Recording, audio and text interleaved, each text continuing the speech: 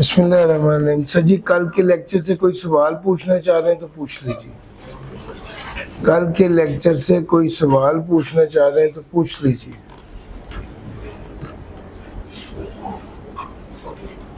कोई सवाल नहीं पूछना? चलो फिर चले।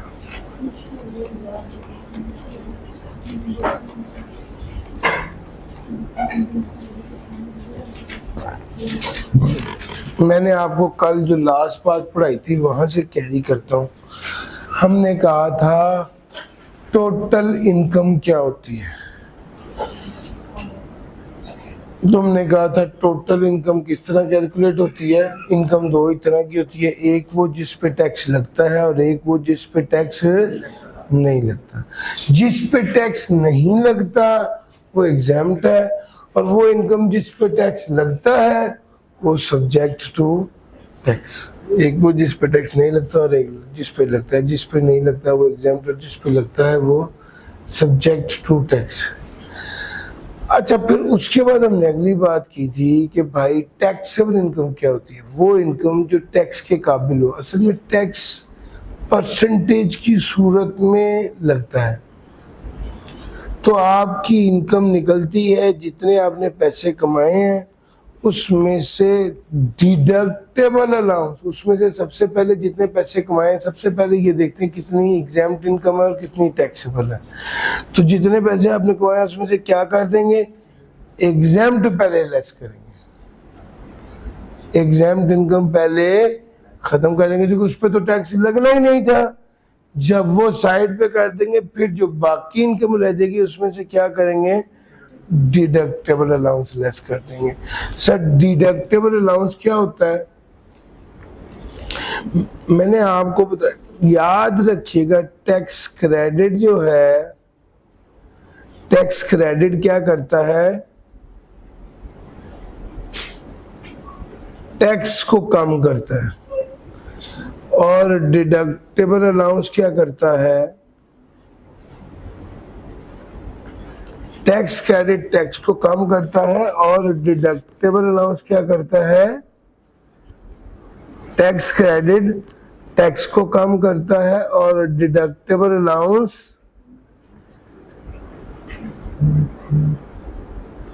इनकम को कम करता है। टैक्स क्रेडिट टैक्स को कम करता है और डिडक्टेबल अलाउंस इनकम को कम करता है।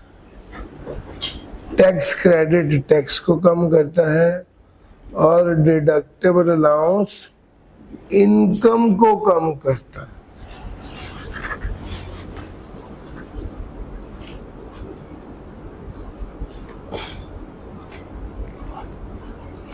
सर ये डिडक्टेबल अलाउंस है क्या?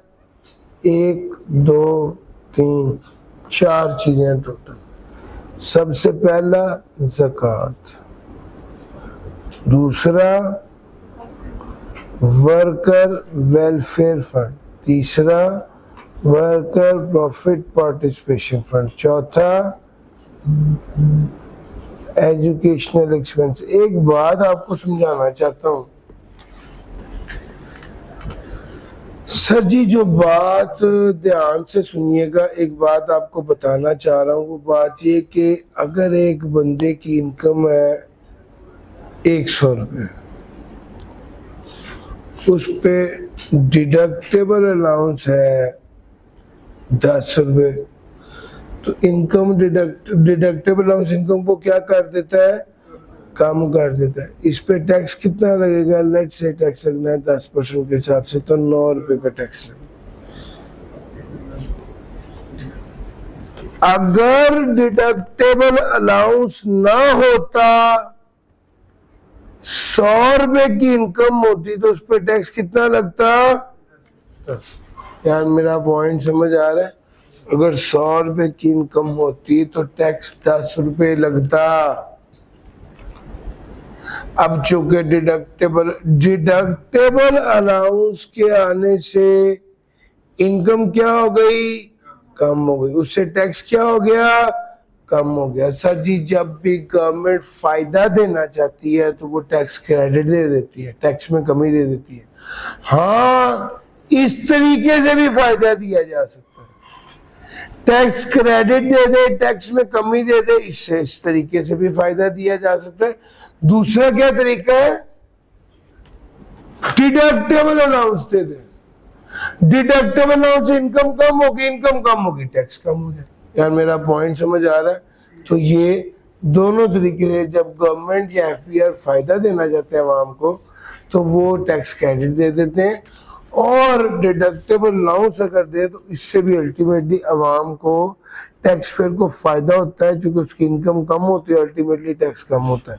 सर अगर कोई बंदा ज़कात पे करे तो टैक्स वाले कहते हैं इसने बहुत अच्छा काम किया, ज़कात पे किया, उस ज़कात जितनी अमाउंट से ज़कात पे की उतनी अमाउंट से इनकम क्या हो जाएगी, कम हो जाएगी। इनकम कम हो जाएगी तो टैक्स क्या हो जाएगा, worker welfare fund. Sir worker जो लेबर तबका है उसकी वेलफेयर के लिए खर्चा किया तो टैक्स वाले कहते हैं बहुत अच्छा काम किया, इसको डिडक्टेबल अलाउंस के तौर पे इनकम में से माइनस कर दो। वर्कर वेलफेयर फंड इनकम को कम कर देता है अल्टीमेटली, जिससे टैक्स कम हो। तीसरे नंबर पे आ गया वर्कर प्रॉफिट पार्टिसिपेशन फंड। ये भी वर्कर के साथ प्रॉफिट में शराकत का एक तरीका है, जिसके जरिए वर्कर को पैसे दिए जाते हैं। वर्कर को पैसे देंगे तो वर्कर का फायदा होगा, वर्कर का फायदा होगा तो गवर्नमेंट कहेगी ये तो बहुत अच्छा काम किया आपने, वर्कर का फायदा कर दिए। उससे क्या कर देंगे, जितना पैसा वर्कर प्रॉफिट पार्टिसिपेशन फंड में दिए उतने पैसे से इनकम कम कर देंगे। इनकम कम कर देंगे तो टैक्स कम हो। एजुकेशनल एक्सपेंस, एजुकेशनल एक्सपेंस ये क्या है सर? एजुकेशनल एक्सपेंस क्या है सर? आप बच्चों को एजुकेशन दिलानी चाहिए। गवर्नमेंट कहती है जो बंदा अपने बच्चों को तालीम दिलवाएगा, वो बंदा अगर माड़ा है, वो बंदा अगर ज्यादा पैसे नहीं कमाता और अपने बच्चों को फिर भी तालीम दिलवाता है, तो उसे क्या दिया जाएगा, डिडक्टेबल अलाउंस दिया जाएगा। डिडक्टेबल अलाउंस देने से क्या होगा, उसकी इनकम कम होगी। इनकम कम होगी तो क्या होगा, टैक्स कम होगा। ये चारों पॉइंट्स हैं, पढ़ते हैं सर इनको। ज़कात, worker welfare fund, worker profit participation fund और एजुकेशनल एक्सपेंस, ये चार ही डिडक्टेबल अलाउंस है। इसके अलावा कोई डिडक्टेबल अलाउंस है ही नहीं। सर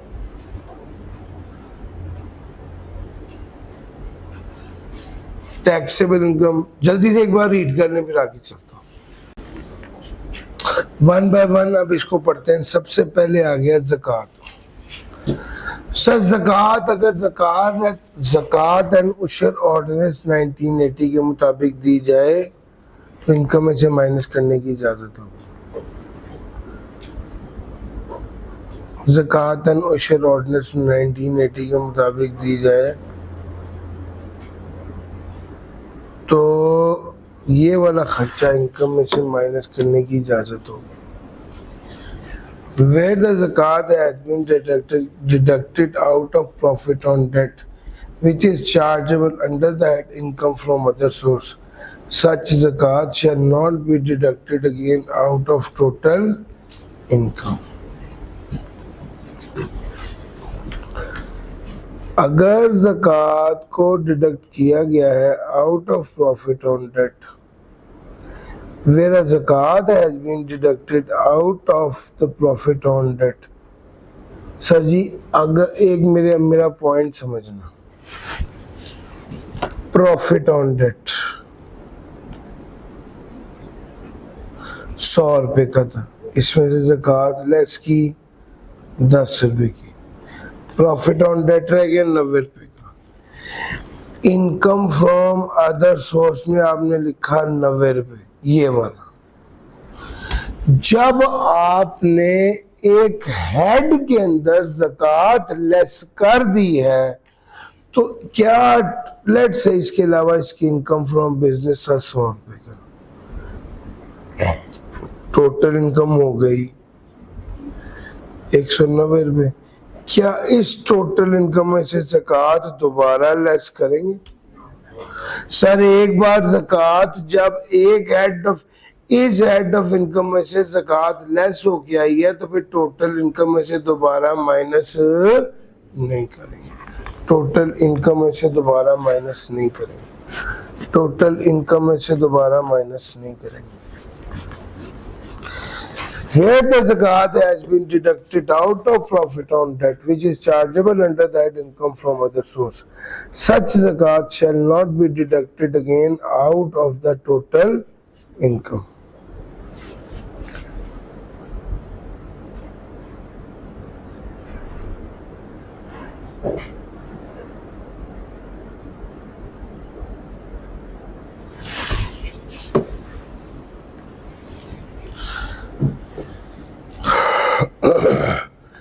अगर ज़कात प्रॉफिट ऑन डेट में से डिडक्ट हो चुकी है, where a zakat has been deducted out of profit on debt which is chargeable under that income from other source, such zakat shall not be deducted again out of total income. ये वाली zakat total income में से दोबारा minus नहीं होगी।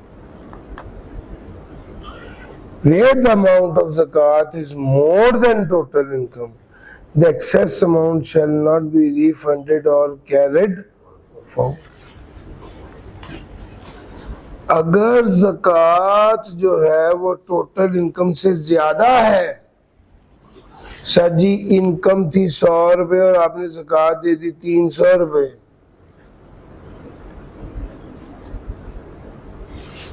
तो ये जो 200 का उल्टा लॉस आ गया इसका क्या होगा? क्या इसका कोई रिफंड मिलेगा? नो। क्या ये वाला लॉस अगले साल की इनकम के साथ एडजस्ट होगा, कैरेड फॉरवर्ड होगा? सर जी कैरेड फॉरवर्ड नहीं होगा। ज़कात में ये 3 बातें लिखी, जल्दी से पढ़ लीजिए फिर मैं आगे चलता हूँ। Workers welfare fund, sir ji बस वर्कर वेलफेयर फंड का कानून याद रखिएगा, वर्कर्स वेलफेयर फंड ऑर्डिनेंस 1971।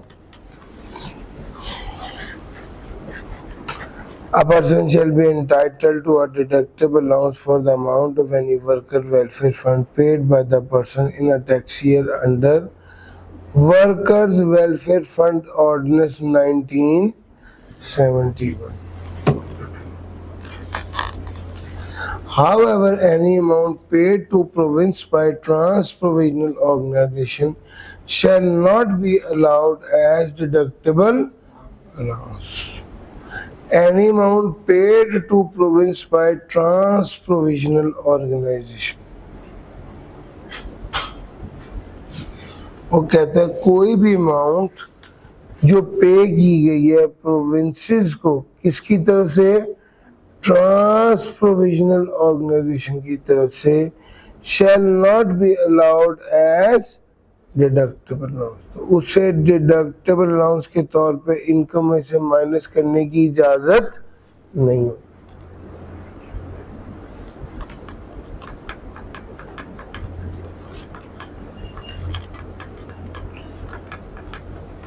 वो ये कह रहा है कि एक ऐसी ऑर्गेनाइजेशन जो ट्रांस प्रोविजनल ऑर्गेनाइजेशन है, एक से ज्यादा सूबों पर है, और उससे रिलेटेड वेलकर वेलफेयर फंड आप किसको पे कर देते हैं, सूबों को पे कर देते हैं, तो फिर डिडक्टेबल अलाउंस नहीं मिलेगा।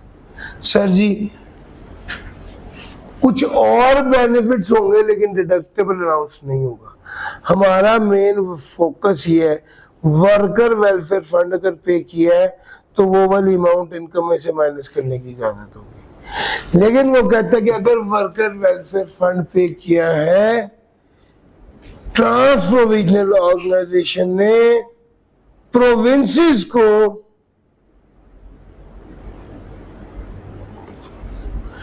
तो वो कहता है shall not be allowed as deductible allowance, उसे डिडक्टेबल अलाउंस के तौर पे इनकम में से माइनस करने की इजाजत नहीं होगी। Workers participation fund, workers participation fund,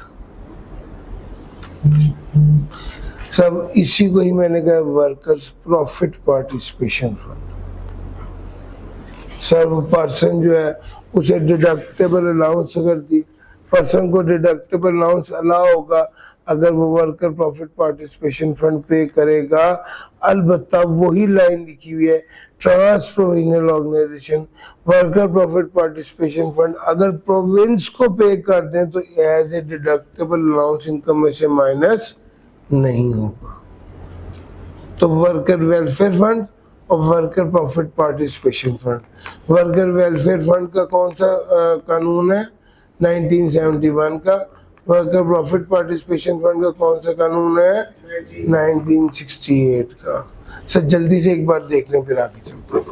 अगली बात और इम्पोर्टेंट बात है, जरा सुनिएगा।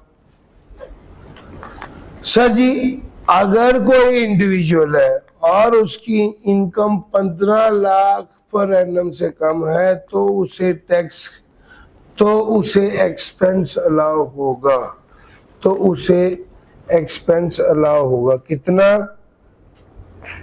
5% of tuition fee, 25% of total taxable income, 60,000 in a number of children, whichever is low. 5% of tuition fee,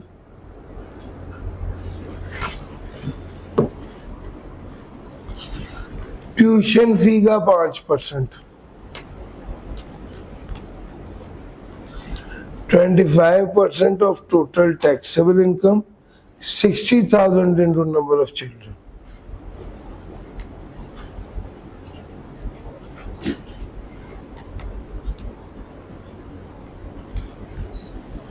sir पहली दो शर्तें पूरी हो गई तो एजुकेशनल एक्सपेंस मिलेगा। तीसरी शर्त तो आपको ये बता दिया कि कितना मिलेगा। आ जाए जरा, एक बंदा है मिस्टर ए, उसकी टोटल इनकम है 15,30,000, उससे ज़कात पे की है 50,000, उसकी टैक्सेबल इनकम हो गई 14,80,000। उसने, उसका एक बेटा ए है, उसकी फी पे की है 1 लाख और एक बी है, उसकी फी पे की है 2 लाख। जी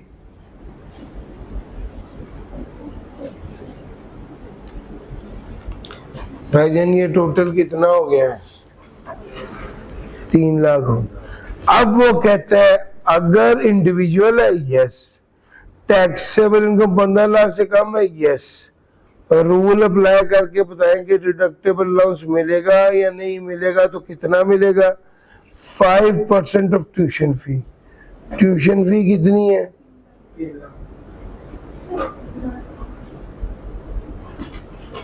ट्यूशन फी है 3 लाख, 3 लाख का 5% जी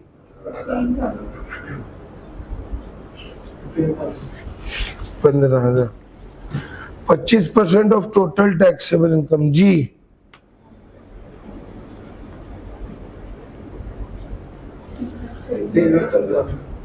भाई टैक्सेबल इनकम है 1,480,000, इसका 25% ले लेंगे तो 3,70,000। 60,000 टू नंबर ऑफ चिल्ड्रन, 2 बच्चे हैं, इसमें से कौन सा लेंगे लोअर। लोअर क्या बन रहा है 1,20,000। 1 2 3, इन तीनों में से कौन सा लेंगे लोअर। लोअर क्या है 15। सर एक सवाल अभी आपको देने लगा हूं, आपने करना। मिस्टर बी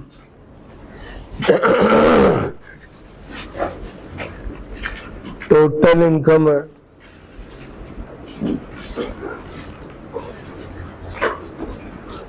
14,85,000, ज़कात है 10,000। ए बी सी 3 बच्चे हैं, 1,00,000 फीस है, 1,50,000 फीस है, 2,00,000 फीस। वो कहते हैं आप बताइए क्या डिडक्टेबल अलाउंस मिलेगा या नहीं मिलेगा, और अगर मिलेगा तो कितना होगा, जल्दी से कैलकुलेट कर लीजिए जी। अच्छा जरा देखिएगा ट्यूशन फी टोटल कितनी है, 4.5 लाख, इसका 5% जी 22,500। फिर 1,475,000 है, इसका 25% जी 3,00,000।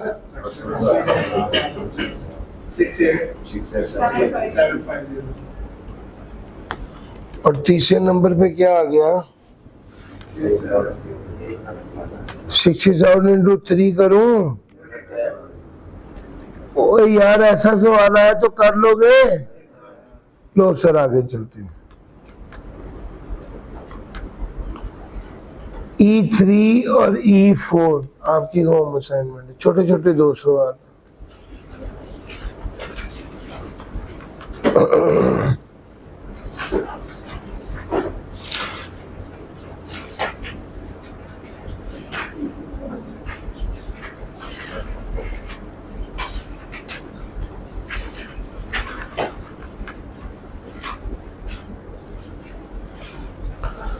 पर्सन इंक्लूड,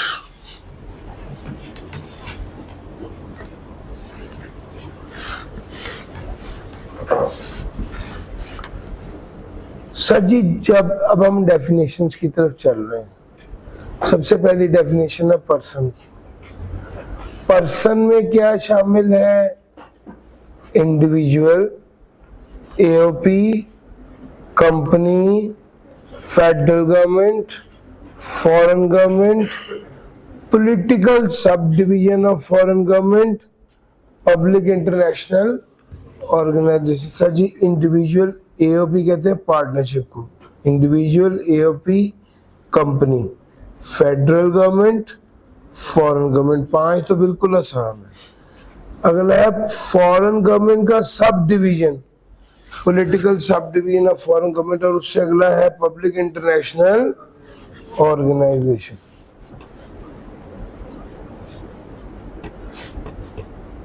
वो समझ आ रही है, individual AOP company, federal government, foreign government, political subdivision of foreign government और पब्लिक इंटरनेशनल ऑर्गेनाइजेशन। पर्सन में ये 7 चीजें आती हैं।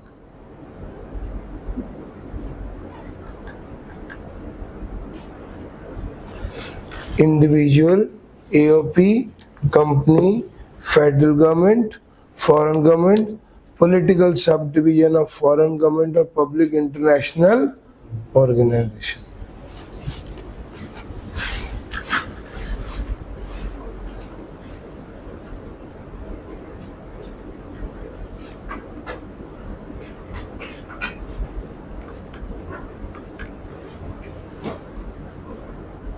पढ़ लिया सर जी।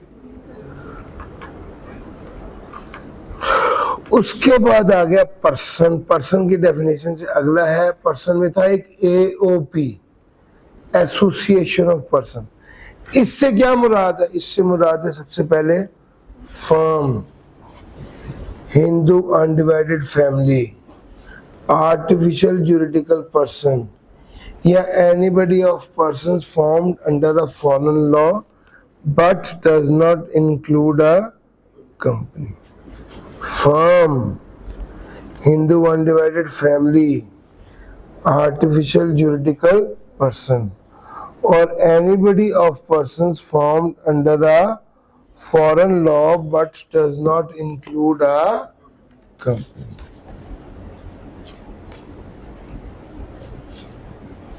तो भाई इसमें सबसे पहला है फर्म, दूसरा है हिंदू अनडिवाइडेड फैमिली, तीसरा है आर्टिफिशियल ज्यूरिडिकल पर्सन, और चौथा है anybody of persons formed under a foreign law but does not include a company.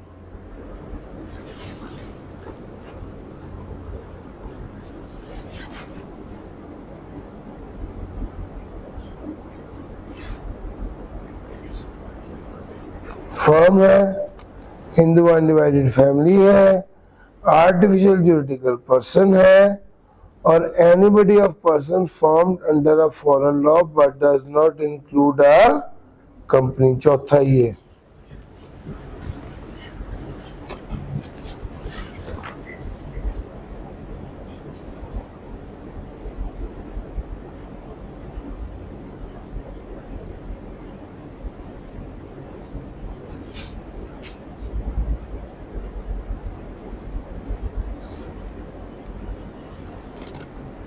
Sir Hindu undivided family क्या होता है? हिंदू अनडिवाइडेड फैमिली क्या होता है?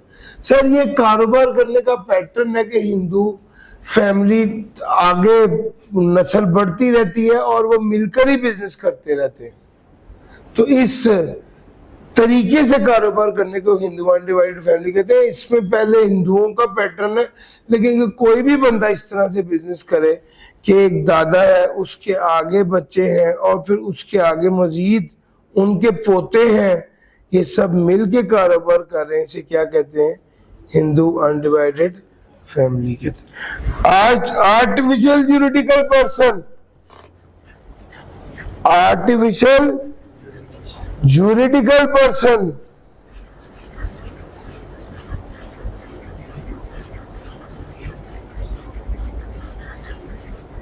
आर्टिफिशियल ज्यूरिडिकल पर्सन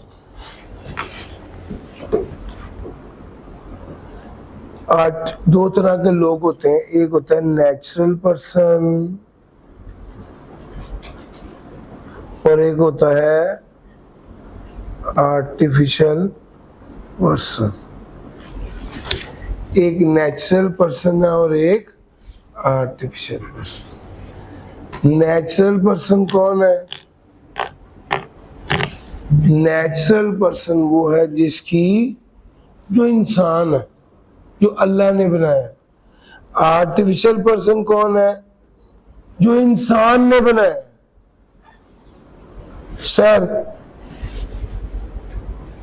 जूरिडिकल जिसकी कानूनी हैसियत हो, ऐसा आर्टिफिशियल पर्सन जिसकी कानूनी हैसियत हो, उसको कहते हैं artificial juridical person. Sir Ali Imran एक नेचुरल पर्सन है, एसबीआई एक इदारा है, ये आर्टिफिशियल पर्सन है। ऐसा आर्टिफिशियल पर्सन जो किसी पर केस कर भी सकता हो और कोई उस पर भी केस कर सके, जिसकी कानूनी हैसियत हो, उसे आर्टिफिशियल ज्यूरिडिकल पर्सन कहते हैं। फर्म है, हिंदू अनडिवाइडेड फैमिली है, आर्टिफिशियल ज्यूरिडिकल पर्सन है, या कोई भी पर्सन जो किसी फॉरेन लॉ के तहत बना हो लेकिन कंपनी शामिल नहीं है, इसमें कंपनी शामिल नहीं है। एओपी में ये चीजें थी।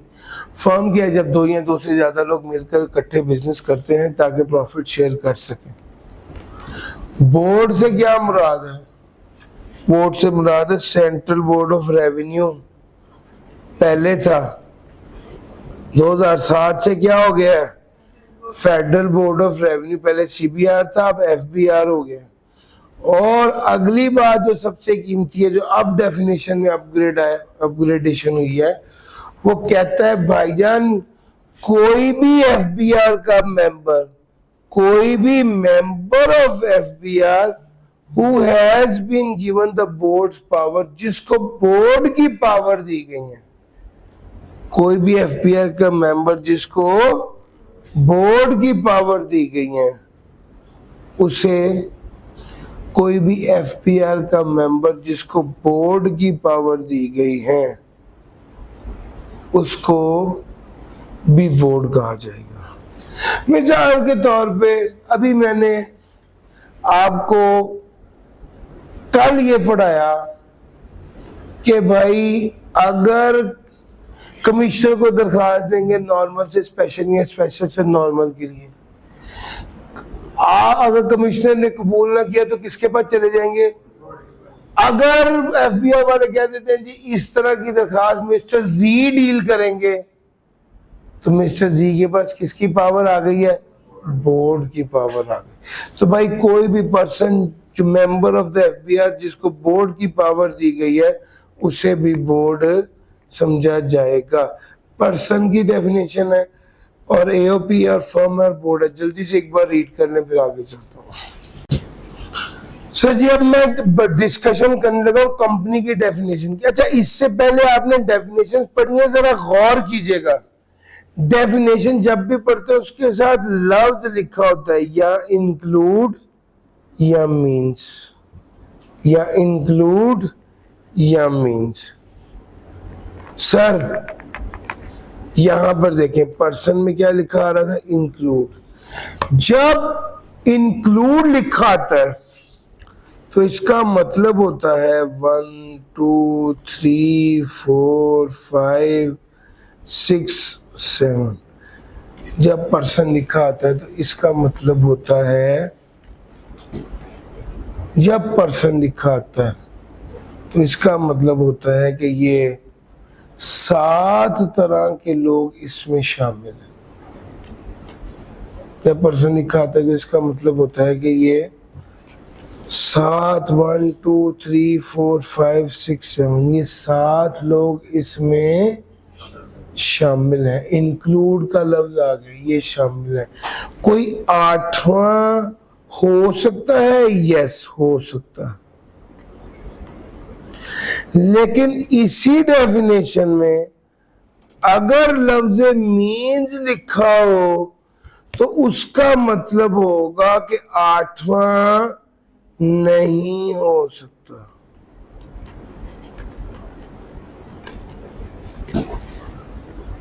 यानी इंक्लूड का मतलब होता है कि कोई मजीद शामिल हो सकता है, और मीन्स का मतलब होता है कि कुछ और इस डेफिनेशन में शामिल नहीं होगा।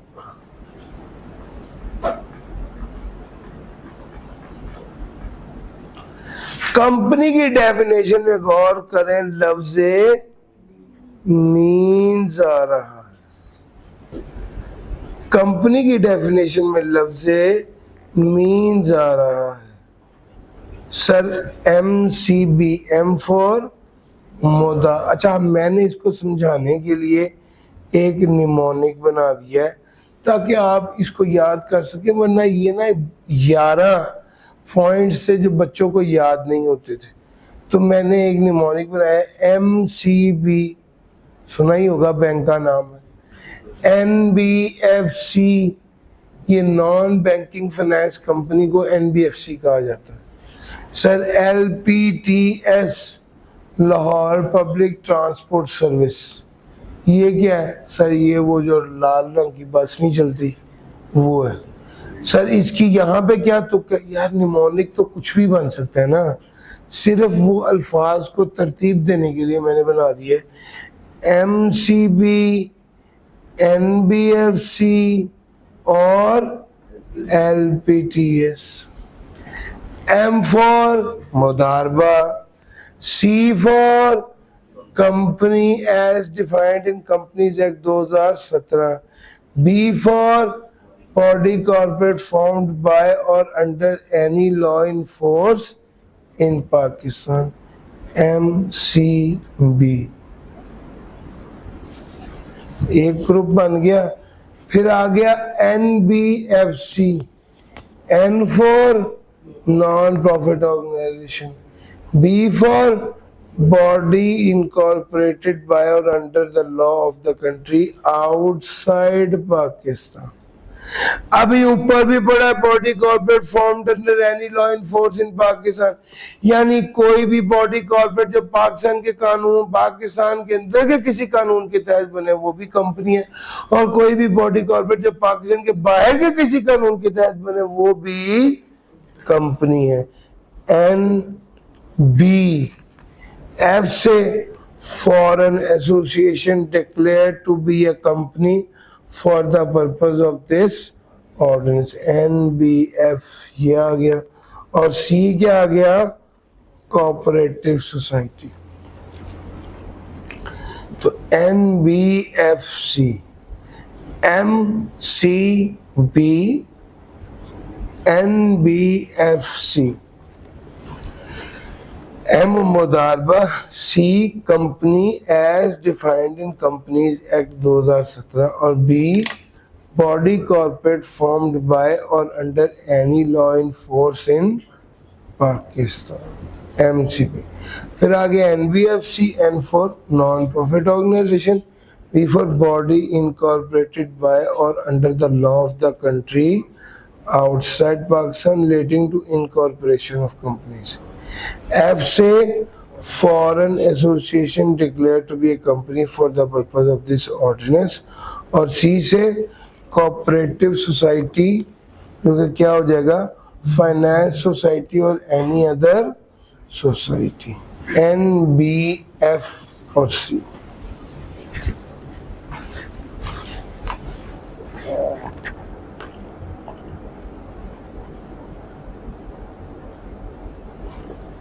NBFC,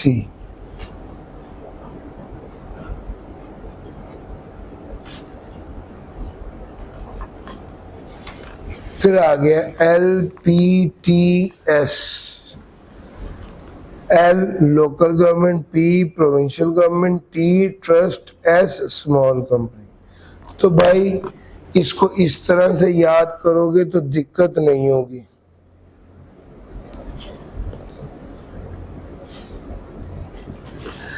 M फॉर मुदारबा, C for company as company act 2017, B for body corporate, MCB, फिर आगे NBFC, N for non profit organisation, B for body corporate by और under the law of the country, F foreign association और C cooperative society.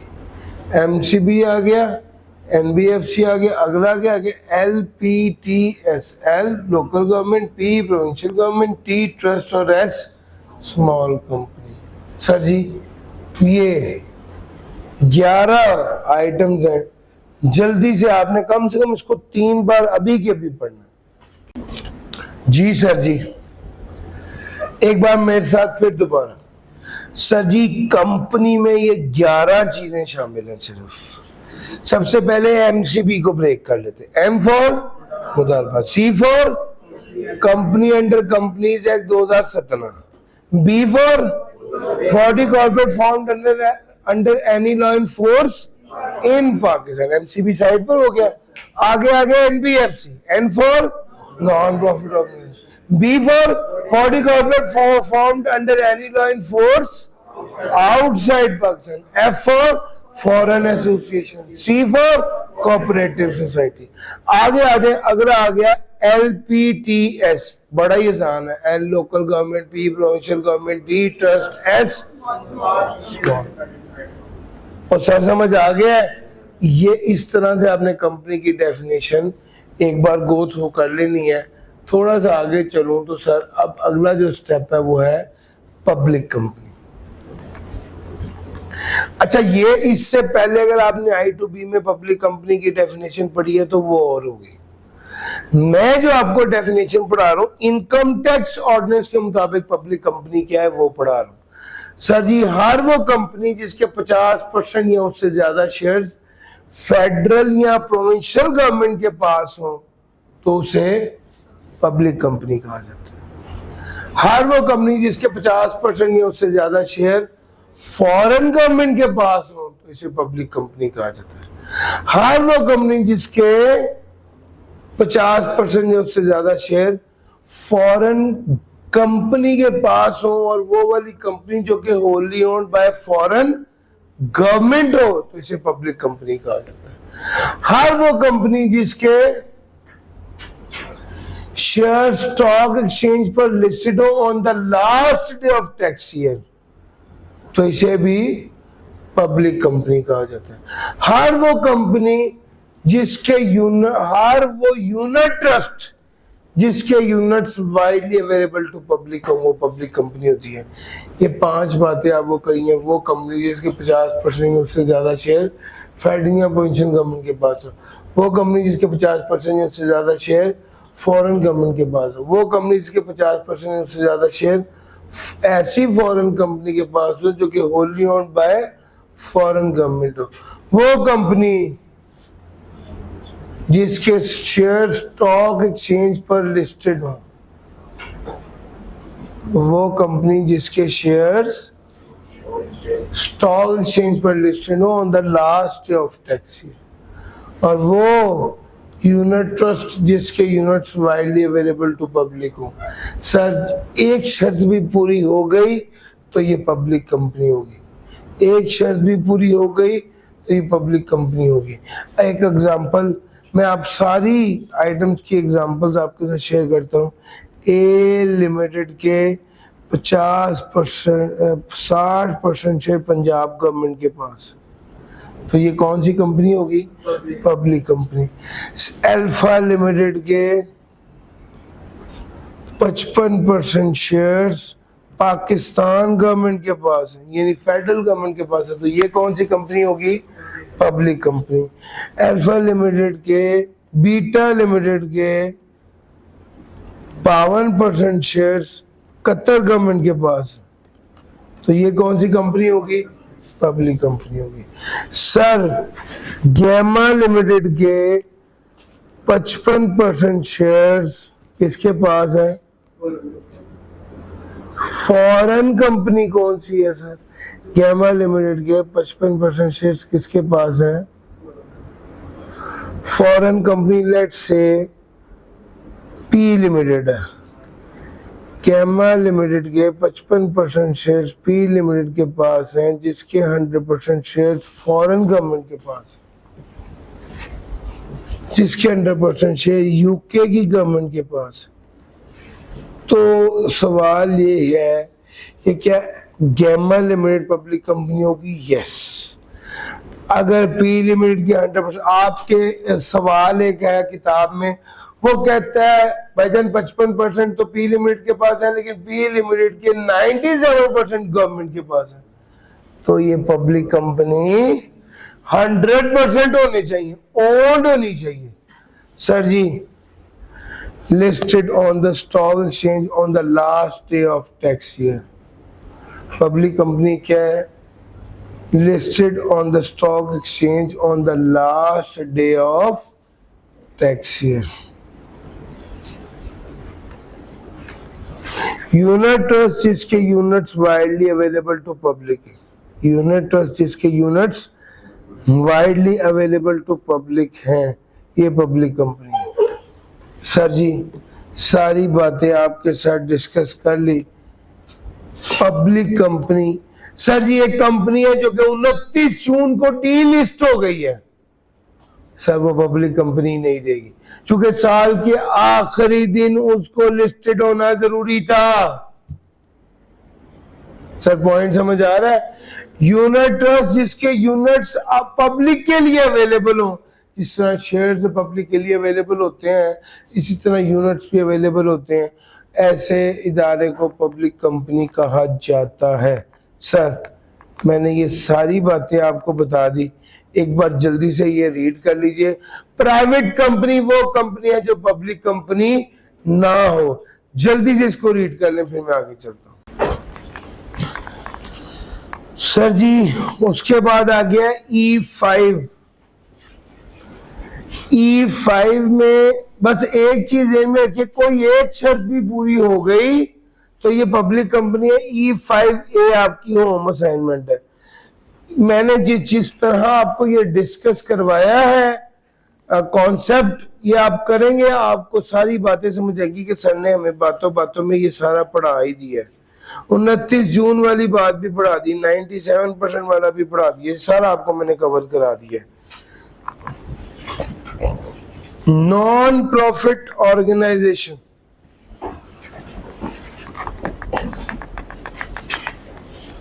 Sir इसमें 5 बातें हैं। Non profit organisation वाली की definition में 5 बातें। सबसे पहली बात, पर्सन अदर देन इंडिविजुअल। सबसे पहली बात, पर्सन अदर देन इंडिविजुअल। दूसरी बात, एस्टैब्लिश हुआ है religious, educational, charitable, welfare, development और प्रमोशन ऑफ एमेच्योर स्पोर्ट के लिए। इन 6 चीजों के लिए ये डेवलप हुआ है। पर्सन अदर देन इंडिविजुअल है और एस्टैब्लिश किसके लिए हुआ था? Religious, educational, charitable, welfare, development और प्रमोशन ऑफ एमेच्योर। रिलीजियस क्या हो सकता है? मदरसा। एजुकेशनल क्या हो सकता है? कोई तालीमी इदारा। चैरिटेबल क्या हो सकता है? सर कोई लंगर खाना। वेलफेयर क्या हो सकता है? कोई स्किल प्रोवाइड करना, कुछ सिलाई कढ़ाई का इदारा। डेवलपमेंट पर्पस, मुल्क की डेवलपमेंट के लिए, मिसाल के तौर पे कोई रोड सीधी करने के लिए कोई इस तरह का इदारा बनाया गया है। तरक्की के लिए कोई इदारा बनाया गया। एक बंदा उसने एनजीओ बनाई है, वो लोगों को खुद पैसे नहीं लेता और बाहर भिजवाने के लिए हेल्प करता है। Promotion of N amateur sport. यहाँ पाकिस्तान में कोई एमेच्योर स्पोर्ट, सर पाकिस्तान में सिर्फ एक ही स्पोर्ट मैच्योर है, कौन सी? क्रिकेट। उसके अलावा सारी स्पोर्ट्स एमेच्योर है, उनकी प्रमोशन के लिए। Formed and registered under any law as a non-profit organization. Formed and registered under any law as a non-profit organization.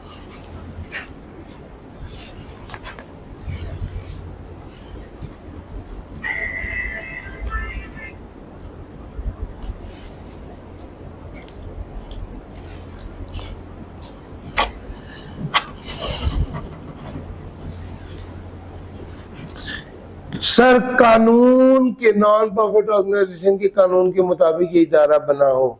तीसरी बात, पहली बात है अदर देन इंडिविजुअल। दूसरी बात है मकसद। तीसरी बात है नॉन प्रॉफिट। चौथी बात है approved by the commissioner. Approved by the commissioner on application made by such person. और पांचवी बात, none of the assets of such person are available for private benefit। और ये कोई भी एसेट जाती फायदे के लिए इस्तेमाल नहीं होगा, बल्कि जो भी फायदा होगा वो इदारे के लिए होगा। तो 5 बातें हैं। इंडिविजुअल ना हो। अब आपको समझ आ गई कि जब भी लफ्ज पर्सन आए तो आपने ये नहीं समझना किसी एक बंदे की बात हो रही है। पर्सन से मुराद 7 में से कोई बंदे भी हो सकते हैं। ठीक हो गया? तो पर्सन हो लेकिन इंडिविजुअल ना हो। पर्पस क्लियर हो, कानून के मुताबिक बना हो, कमिश्नर ने मंजूरी दी हो और इसका कोई एसेट पर्सनल यूज के लिए अवेलेबल ना हो, उसको नॉन प्रॉफिट ऑर्गेनाइजेशन कहा जाता है। जल्दी से पढ़ लीजिए। सर जी चैरिटेबल पर्पस का वर्ड आया है पीछे। चैरिटेबल पर्पस का क्या मतलब है? कोई भी ऐसा फायदा, कोई भी ऐसा काम जिससे अवाम को रिलीफ मिल सकता है, लोगों की मदद हो सकती है। एक बंदा बस स्टेशन पे कुर्सियां लगवा देता है, एक बंदा 70 गांव में फिल्टर लगवा देता ताकि पानी साफ मिले। यस, ये जनरल पब्लिक यूटिलिटी का काम है। मेडिकल कैंप लगवाना, फ्री तालीम देना, लोगों की मदद करना, लंगर खाना, ये सारा चैरिटेबल पर्पस में आता है। आईटी एनेबल्ड सर्विसेज में आजकल बहुत सी सर्विसेज हैं। लफ्ज इंक्लूड लिखा हुआ है, जिसका मतलब ये है कि जो नीचे सर्विसेज बताई जा रही हैं सिर्फ वो नहीं, उसके अलावा भी हो सकती हैं। बहुत सी चीज़ें आप जानते हैं, ह्यूमन रिसोर्स की सर्विस है, डिज़ाइनिंग है, क्या कहते हैं, ग्राफिक डिज़ाइनिंग है, कॉल सेंटर्स का काम है, मेडिकल ट्रांसक्रिप्शन है, अकाउंटिंग सर्विस है, ह्यूमन रिसोर्स है, टेलीमेडिसिन सेंटर है, डाटा एंट्री है, स्टोरेज की सर्विसेज है, डाटा स्टोरेज सर्विस है, डाटा कंप्यूटिंग सर्विसेज है, इंश्योरेंस के क्लेम प्रोसेसिंग है। ये सारी आईटी एनेबल्ड सर्विसेज हैं जो सिस्टम पे इंटरनेट पर बैठकर लोग करते हैं। अब एज सच एग्जामिनेबल तो नहीं है, लेकिन आप एहतियातन 4 से 6 याद कर लीजिए। अगर वो आपसे पूछे आईटी एनेबल्ड सर्विस कौन कौन सी हैं तो आप लिख सकते हैं, क्योंकि इसमें लफ्ज इंक्लूड आया हुआ है। तो ये सारी जो लिखी हुई है सिर्फ ये नहीं है, इसके अलावा और भी कोई हो सकती है। टैक्स पेयर से क्या मुराद है? हर वो बंदा जिसकी अमाउंट जो इतने पैसे कमाता है कि उसकी अमाउंट चार्जेबल टू टैक्स है, उसे टैक्स पेयर कहते हैं। Derives an amount chargeable to tax. दूसरा, may be a representative of a person who derives an amount chargeable to tax. May be a representative of a person who derives an amount chargeable to tax, is required to deduct or collect tax। तो भैया tax payer कौन है? derives an amount chargeable to tax, जो खुद इतने पैसे कमाता है कि उस पर टैक्स लगता है। दूसरा, वो नुमाइंदा है किसी ऐसे बंदे का जो इतने पैसे कमाता है जो टैक्सेबल है। तीसरा, is required to deduct or collect tax, उससे रिक्वायर्ड है कि टैक्स डिडक्ट किया कलेक्ट किया जाए। चौथा, is required to furnish a return of income और pay tax under income tax ordinance. Sir ji, required to furnish a return of income और pay tax under income tax ordinance. तो taxpayer से मुराद क्या है? 4 चीजें। derives an amount chargeable to tax, a representative of a person who derives an amount chargeable to tax, is required to deduct or collect tax। अब deduct और collect वाली बात मैं बड़ी डिटेल से कल बता चुका हूं। और चौथी बात, उसको इनकम टैक्स रिटर्न जमा करानी है। सर, इनकम टैक्स रिटर्न किसको जमा करानी है? टैक्स पेयर समझा जाएगा। अब अगला सवाल ये पैदा होता है कि सर इनकम टैक्स रिटर्न जमा किसको करानी होती है? तो सर चैप्टर नंबर 14 में बड़ी डिटेल लिखी हुई है, वहां पर पढ़ाऊं। सर, ये सारी बातें मैंने टैक्स पेयर की डेफिनेशन आपको पढ़ा दी। आज के दिन में कुछ बुनियादी कॉन्सेप्ट्स और मेनली डेफिनेशंस आपको डिस्कस किए, लेकिन ये डेफिनेशंस खत्म नहीं हुई। जो बाकी डेफिनेशंस है इंशाल्लाह ये आपको कल करवा दूंगा। इंशाल्लाह बाकी डेफिनेशंस आपको कल करवा दूंगा और फिर इंशाल्लाह कल आगे भी पढ़ेंगे। आज के लिए इतना ही था। Thank you ji.